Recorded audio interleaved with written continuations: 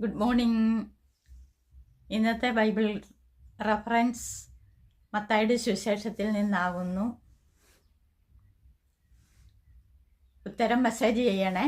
കഴിഞ്ഞ പ്രാവശ്യത്തെ വാക്യവും അതിൻ്റെ റഫറൻസും നമുക്ക് നോക്കാം.